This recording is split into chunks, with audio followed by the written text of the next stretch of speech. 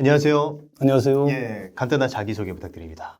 저는 정신과 의사 문요한이라고 합니다. 네, 오늘 제가 궁금한 게요. 내 주변에 평생 가는 놓치지 말아야 하는 친구나 혹은 인간관계의 특징이라고 할 만한 게 어떤 게 있을까요? 사실 우리가 이제 인간관계에서 좋은 사람을 사실 놓치지 말아야 되잖아요. 근데 어떤 사람이 좋은 사람일까? 좋은 사람 하면 나한테 잘해주는 사람을 좋은 사람이라고 좀 생각이 쉽잖아요. 근데 꼭 그렇지만 않는 것 같아요. 그러니까 사실은 우리가 이제 뭐 가스라이팅이랄지 이런 것들이 초반에는 사실 얼마나 자기 자신한테 잘해주겠습니까? 이제 이게 잘해준다는 것만으로 그게 좋은 사람이 아니냐 이렇게 판단하기 좀 어려운 것 같고요. 제가 생각할 때 굉장히 좋은 사람이냐 했던 그 기준에서 중요한 부분들은 나라는 어떤 그런 존재감이 희미해지지 않고 살아나게 만들어주는 사람이 참 좋은 사람 같아요. 그 다음에 이제 굉장히 중요한 부분은 내가 잘 나갈 때 나한테 잘해주는 사람들 참 많아요. 그쵸? 정말 내가 뭔가 실패를 하거나 어려움을 겪거나 힘든 일을 겪었을 때 옆에 있어주는 어떤 그런 그 존재가 정말 그 사람의 어떤 진면목을 드러나는 어떤 순간이죠. 그래서 내가 힘들 때 내 옆에 있어줬던 사람, 이 사람들은 참 놓치면 안 되죠. 너무 또 이제 막 내가 원치 않는 방식으로 나한테 뭔가 옆에서 이렇게 도움을 주는 게 아니라 내가 그냥 손 닿는, 그냥 가까이 있는 곳에서 내가 원하는 것이 무엇인지를 좀 더 파악을 해서 또 물어보고 그런 부분들을 좀 도와주려고 하는 이런 분들이 참 인생에서 아껴야 되는 분이라고 생각하고요. 뭐 하나만 좀 덧붙이자고 한다면 저는 편한 관계도 참 좋지만 인간관계를 통해서 내가 좀 더 뭔가를 배울 수 있는 어떤 그런 대상이 있으면 좋겠다. 인간관계라는 게 보통은 이제 동질감의 기초에서 관계를 맺죠. 그러니까 뭔가 나랑 비슷해야지 뭔가 편안하고 친해지기 좀 쉬운데 그렇다 보면 어떤 어려움이 있냐면 예를 들면 불안장애착이라고 한다면 꼭 불안장애착인 사람하고 자꾸 이렇게 친해지게 되고 어린 시절에 굉장히 바탕감정 이런 게 굉장히 수치심을 가지고 있고 뭔가 굉장히 불행감을 가지고 있는 사람들은 자꾸 이제 그런 감정들이 비슷한 사람들과 또 어울리고 그 안에서 편안함을 느끼기 때문에 그 과거의 틀에서 사실 벗어나기 쉽지 않죠. 그래서 약간 좀 불편함이 있고 이질감이 좀 있더라도 좀 더 아까 얘기했던 것처럼 배울 점이 있는 분들하고 좀 관계를 좀 해나가는 것도 약간은 좀 그런 어색함이나 불편함을 좀 초기에 넘어서면 그게 사실은 자신한테 좀 도움이 된다는 거죠. 사실 내 주변에 굉장히 다 잘 나가고 있는 사람들만 옆에 있으면 한편으로는 좀 소외감도 느껴지고 혹은 질투가 날 수도 있고 이런데 이런 불편한 감정이 어떻게 보면 성장의 기반이 되는 감정일 수도 있다. 그렇죠. 그러니까 뭐 질투라는 걸 꼭 뭐 부정적으로만 볼 문제는 아니고요. 그러니까 그런 부분들을 통해서 내가 어떤 자기 발전의 동력으로 만들 수 있다고 한다면, 그러니까 상대방이 가진 것을 파괴시키고 싶다. 저 사람은 잘 됐으니까 이제 이렇게 가면 굉장히 부정적인 질투고요. 긍정적인 질투라고 한다면 좀 선망이나 이제 부러움이라고 좀 봐야겠지만 상대방이 가지고 있는 걸 막 부러우니까 그냥 거기서 끝나는 게 아니라 나도 이제 그렇게 되기 위해서는 어떤 것들을 좀 더 배울까, 벤치마킹할까 이제 이렇게 해서 나도 그 상태에 도달하도록 이제 노력하는 어떤 자극으로 삼을 수 있다면 그건 굉장히 긍정적인 질투죠. 때로는 우리가 정말 힘들 때 편안하게 만날 수 있는 사람도 필요하지만 때로는 불편함이라는 감정을 느끼게 하는 것도 그런 사람을 만나는 것도 우리 인생에 큰 도움이 되는 하나의 사람의 종류일 수 있다.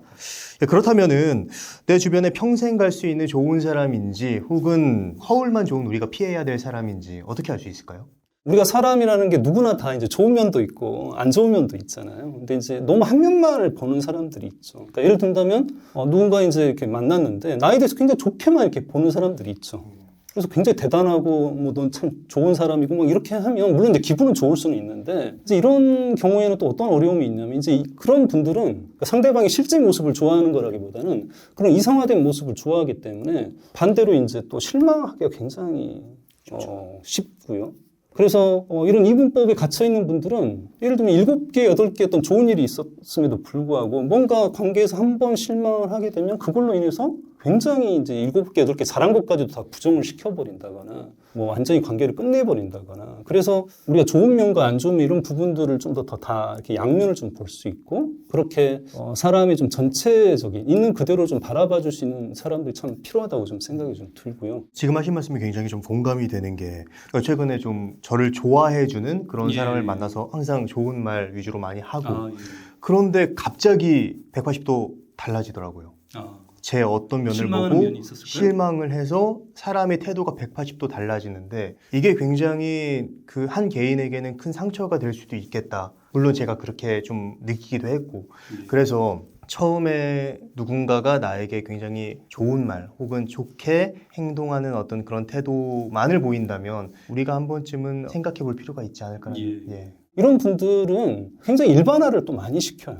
예를 들면 내가 그때 그냥 실수하고 뭐 잘못한 그 부분만 얘기를 하면 좋은데 너는 늘 그런 식이잖아. 너는 항상 그랬어라고 굉장히 어떤 이런 하나의 어떤 사건이나 행동 하나를 완전히 일반화시켜서 그걸 나의 전부인 양 이렇게 이야기하는 사람들도 오랫동안 이 관계를 유지해 나가는 게 생각보다 좀 쉽지가 않죠.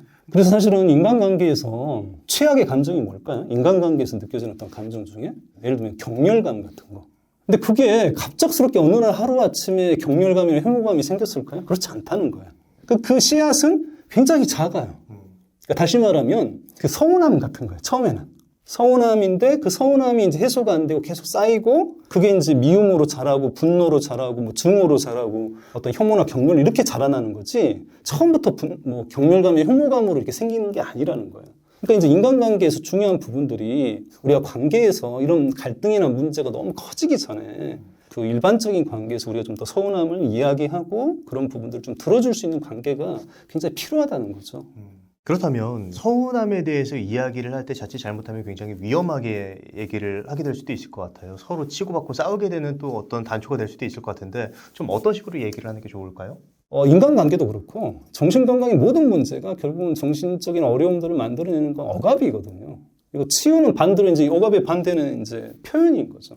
그러니까 결국은 모든 치유는 그것을 어떤 수단으로 표현하게끔 하느냐의 차이가 있을 뿐이지 뭐 어느 말이 됐든 글이 됐든 그림이 됐든 춤이 됐든 이렇게 표현하는 게 중요한 거죠. 그래서 그 서운함이 초기에는 굉장히 가벼운 감정이에요. 그러니까 그때는 그 서운함을 얘기를 해도 본인이 생각하는 것만큼 관계가 틀어지거나 뭔가 상대방이 기분 나빠서 뭐 회복이 안 되거나 이런 일은 사실 별로 없거든요. 그럼 그 서운함을 서운한 대로 얘기를 하면 되는 거예요. 이렇게 이제 이야기를 표현을 하는 게 좀 필요하고요. 그것에 있어서 좀 더 중요한 부분들은 서운함에만 좀 이렇게 국한하지 말고 서운한 게 있으면 내가 원하는 게 있는 거잖아요. 그리고 원하는 것을 조금 더 같이 얘기해 주시면 좋아요. 이렇게 해준다면 더 좋겠어. 이렇게 해줄 때 나는 더 기뻐. 이렇게 이제 좀 더 표현을 해준다면 더 좋지 않을까 싶습니다.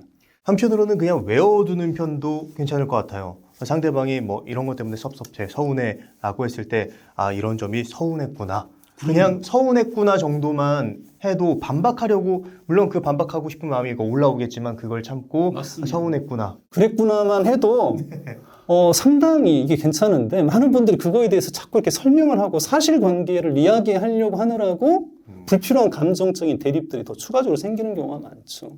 그렇다면 상대가 침묵으로 일관할 때 그럴 때는 좀 어떻게 하는 게 좋을까요? 그러니까 갈등을 해소할 수 있는 어떤 그런 방식들이 발달이 안 되고 어릴 때 그렇게 토라지거나 뭐 삐지는 어떤 말 안 하는 어떤 이런 방식으로 어른이 돼서도 갈등을 표현하시는 분들이 있는데요. 물론 이제 그런 분들을 만난다고 해서 다 끊어버릴 수는 없죠. 그래서 이제 그럴 때 상대방한테 이렇게 물어봐 주는 게 굉장히 중요한 거죠. 궁금함을 가지고 물어봐 주는 것만큼 좋은 게 없는 것 같아요. 대화에서 꼭 어떤 뭔가 이렇게 설명하고 가르쳐 주려고 하기보다는 그냥 물어봐 주는 거죠. 그래서 그 왜라는 이제 그 의문사가 있잖아요. 그 의문사가 중요한데 내가 궁금함을 가지고 물어보는 거예요. 지금 말을 안 하는데 왜 지금 말을 안 하고 있어? 라고 물어보는 건데 근데 이 왜라는 말을 할 때 굉장히 좀 조심해야 될 건 이 왜라는 말 자체가 궁금함을 담은 왜도 있지만 공격적인 왜 혹은 판단이 이미 들어가 버린 왜라는 게 있어요. 왜 말 안 해? 말을 해야 되는데 너는 왜 말을 안 하고 있어? 그러니까 이미 너는 그게 잘못됐다는 어떤 전제가 있는 거죠. 이건 의문사이지만 사실 의문사가 아니에요. 이미 이제 판단이 들어가 버렸죠. 제가 얘기하는 어떤 그런 왜라는 어떤 그런 말은 궁금함이 있어야 되는 거예요. 상대방이 뭔가 마음이 상했는데 왜 마음이 상했는지 나는 지금 모르는 거잖아요. 상대방이 왜 화가 나고 왜 섭섭했는지를 알고 싶어하는 내 궁금함이 들어있기 때문에 사실 부드럽게 나가는 거죠. 사실 우리가 대화나 말투를 바꾸려고 많은 분들이 노력을 하는데 이 대화나 말투 이전에 내 마음의 작동 방식이 달라져야 되는 거예요. 이미 내가 마음의 판단이 들어가 버리면 왜 화를 내세요? 이렇게 이미 그렇게 판단이 들어가 버린 거고 그게 이해가 안 되지만 왜 화가 나는지 내가 알고 싶어하는 마음이 있다면 그 사람의 마음을 헤아리고 싶어서 지금 많이 화가 나신 것 같은데 왜 이렇게 화가 나셨어요? 라고 좀 더 침착하고 부드럽고 궁금함을 담아서 물어볼 수 있어요. 진짜 처음에 하신 말씀이랑 지금 하신 말씀이랑 완전 느낌이 다르게 느껴집니다. 그렇게 느끼셨어요? 예. 그러면 우리가 정말 누군가 궁금함을 가지고 나한테 질문을 하면 우리는 뭔가 왠지 자동적으로 답변을 해주고 싶은 마음이 생기지 않을까요? 결국에 인간관계에서 가장 중요한 것 중에 하나가 내가 상대방을 어떻게 생각하는지에 대한 태도로 비롯될 수 있다라는 좀 말씀으로 이해가 되네요. 자, 오늘 좋은 말씀 많이 해주셨는데 마지막으로 하고 싶으신 말씀 있으시면 어떤 게 있을까요?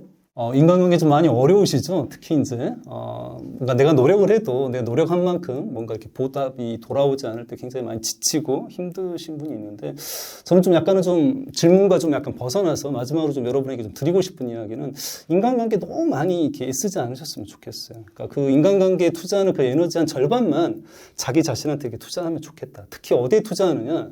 내 자신의 취향과 개성을 발달시키는데 좀 더 투자를 하시면 좋겠다.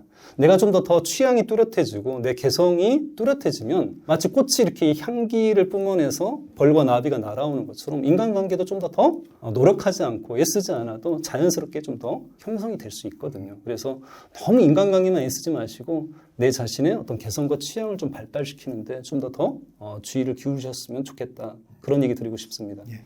결국에 나에게 초점을 맞춰야 된다라는 말로 마무리가 됐네요.